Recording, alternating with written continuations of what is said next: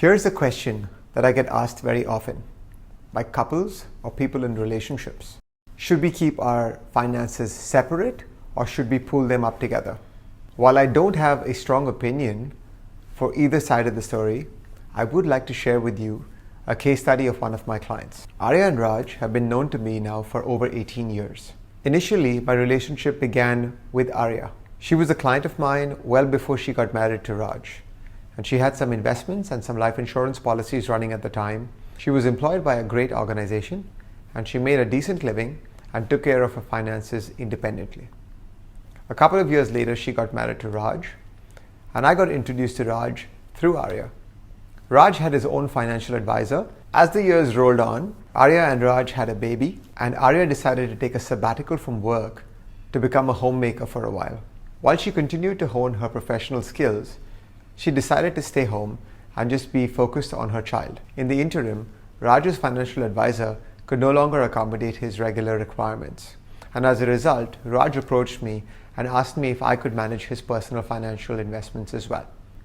Arya insisted that we keep all her contracts and financial matters as a private matter and not discuss it during the family financial matters meetings. As her advisor, I'm obligated to take instruction from her about confidentiality, and this was maintained.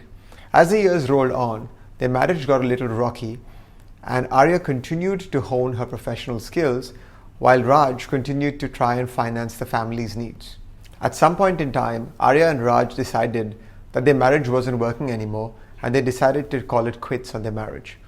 By this point in time, Arya's own investments were growing, and the low-risk assets that she put her money in were growing steadily and were able to give her a supplementary income. Simultaneously, the skills that she kept honing along the way helped her to become a professional and enter the workforce again. And now she was financially in a position to take care of herself. After the separation, Raj ended up losing his job and remained unemployed for the next 2 years.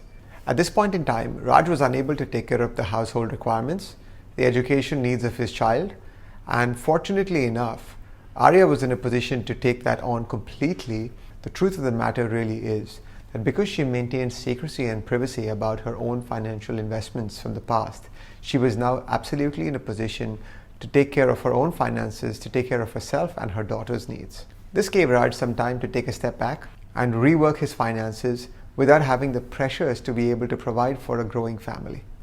I guess the point over here is a lot of the homemakers leave the financial decisions to the breadwinners of the family. This makes them completely dependent on just the one income. What I would urge you to do is consider knowing more about the money, knowing more about the investments, taking an active role in these conversations, and ensuring that financially, if the worst happens to you or to your unit as a couple or as a family, that you can be independent and take control of the situation as well. At the end of this story, I still don't have a strong opinion on whether couples should keep their finances separate or combine them in one pool. I do know though that it is very important for each member in the family to take responsibility for financial actions and decisions and be aware of the assets and liabilities that are around.